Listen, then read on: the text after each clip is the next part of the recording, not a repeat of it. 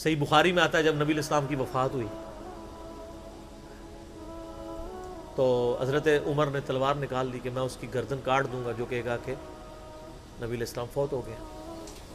ان کا یہ عقیدہ تھا کہ جس طرح موسیٰ علیہ السلام 40 دن کے لیے کوہ طور پہ گئے، نبی علیہ السلام بھی ڈورمنٹ پوزیشن میں چلے گئے، واپس آ جائیں گے، کیونکہ انہوں نے نبی علیہ السلام سے سنا تھا کہ رومن اور پرشین امپائر گرے گی، تو وہ یہ فورس ہی کرتے تھے ابھی تو کیسرو کسرا کی جنگیں ہم نے لڑی نہیں ہیں، تو حضور اس سے پہلے کیسے دنیا سے جا سکتے ہیں؟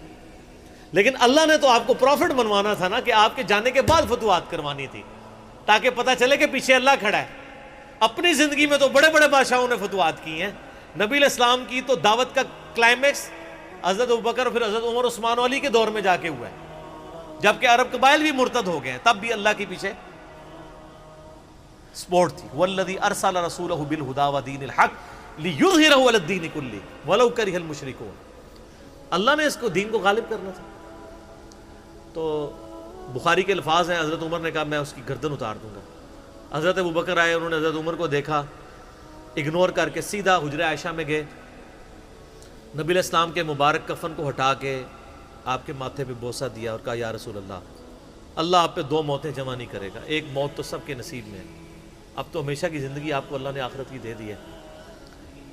اور پھر باہر نکلے، حضرت عمر کو کہا کہ عمر بیٹھ جاؤ، حضرت عمر نے بات نہیں سنی، تو حضرت بکر ممبر کی طرف چڑھے، ممبر پہ چڑھے اور لوگوں سے کہا کہ عمر کو اس کے حال پہ چھوڑ دو۔ حدیث کے الفاظ ہیں کہ لوگ حضرت بکر کا ریگارڈ باقی اصحاب سے زیادہ کرتے تھے، حضرت عمر کو تنہا چھوڑ کے لوگ حضرت ابو بکر کی طرف متوجہ ہو گئے۔ پہلے وہ جو سارا میلہ ان کے گرد لگا تھا شفٹ ہو گیا، تو انہوں نے حمد و صلات کے بعد انہوں نے کہا اما بعد فمن کان یعبد محمدا فإن محمد قد مات۔ سر کلیجے پہ کتنا بڑا پتھر رکھا ہوگا حضرت بکر نے جملہ بولتے ہوئے کہ جو محمد کی عبادت کرتا تھا وہ جان لے کہ محمد کو موت آ گئی ہے۔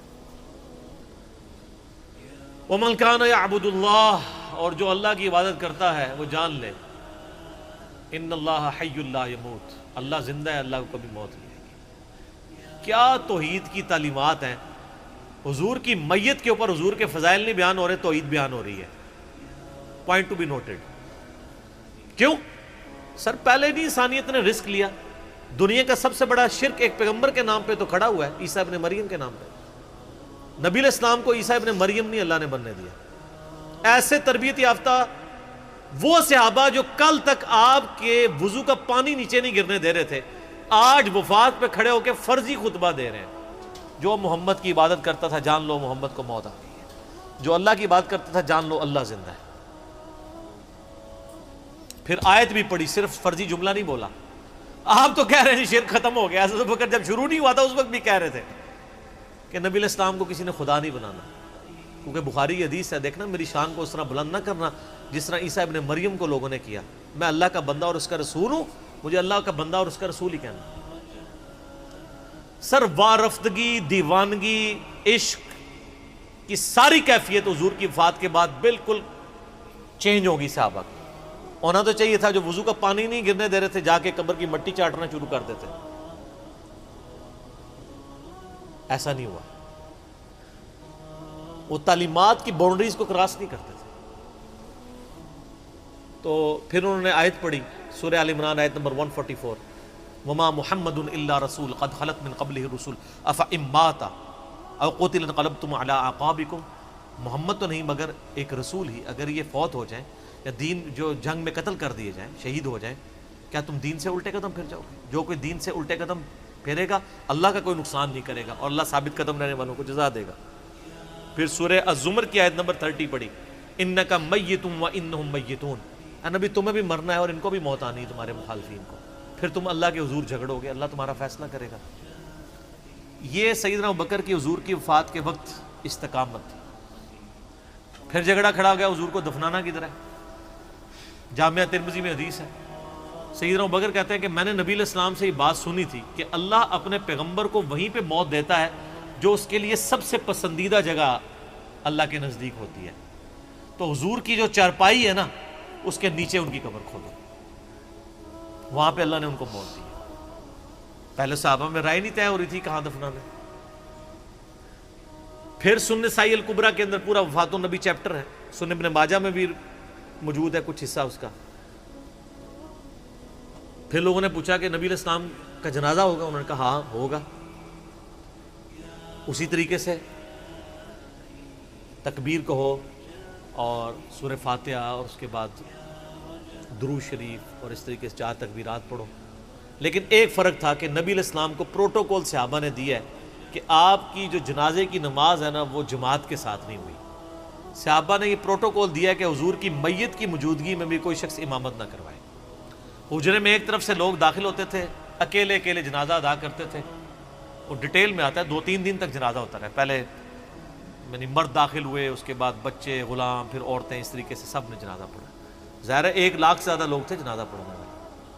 اس موقع پہ بھی سیدنا ابوبکر کی آپ استقامت دیکھیں، ورنہ حضرت عمر کتنے سٹرانگ اصحاب کے مالک تھے، ان کی حالت آپ دیکھ لیں۔ جب ضرورت پڑی ان کے مضبوط اصحاب کی تو کولیپس کر گئے۔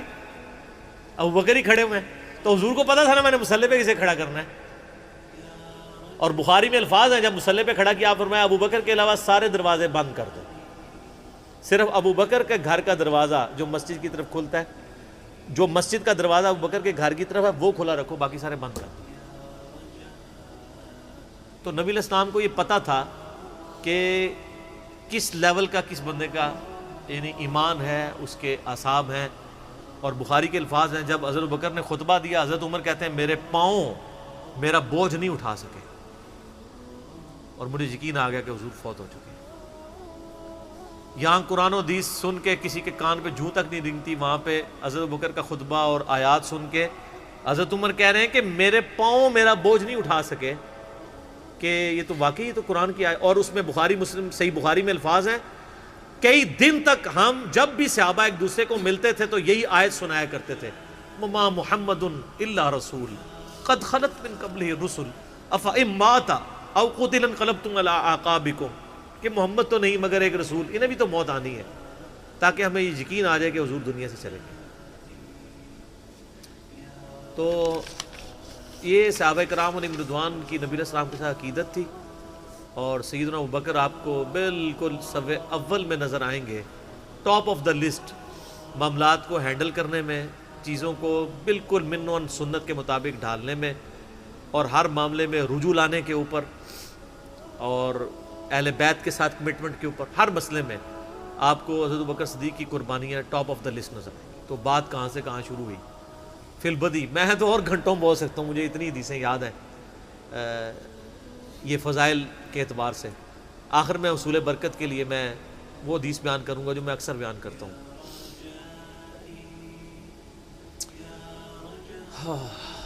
عبداللہ بن عباس رضی اللہ تعالیٰ عنہما کہتے ہیں، بخاری اور مسلم دونوں میں ہے، کہ سیدنا عمر کی میت رکھی ہوئی تھی، اور لوگ آ کے ان کی میت پہ سلام پڑھ رہے تھے، اور اپنے اپنے انداز میں خراج تحسین پیش کر رہے تھے کہ اس شخص کی وجہ سے اسلام کو کیا عروج ملا۔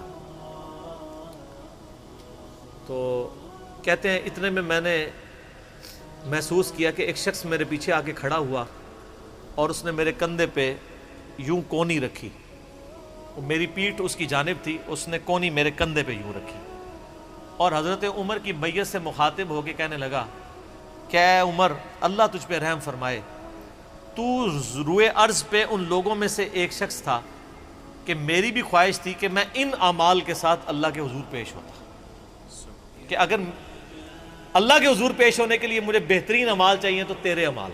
ظاہر ہے جی رومن اور پرشین امپائر گھری ہے، کس لیول کا عروج،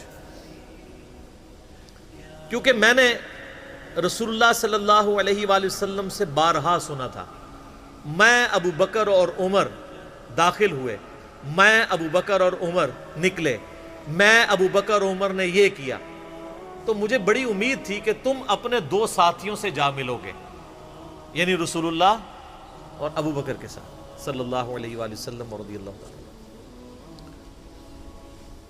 تو یعنی نبی علیہ السلام کے بعد سیدنا ابو بکر اور پھر حضرت عمر بھی وہیں پہ پہنچ گئے۔ تو مجھے نبی علیہ السلام کے اس فرمان سے لگتا تھا جس طرح آپ اپنی زندگی میں کہتے تھے نا، میں ابو بکر عمر، میں ابو بکر عمر، میں ابو بکر عمر، مجھے پتا تھا تم نے جا کے انہی سے ہی ملنا ہے جا کے، اور دیکھ لیں قبر بھی پھر ساتھ بنی ہے دونوں کی۔ تو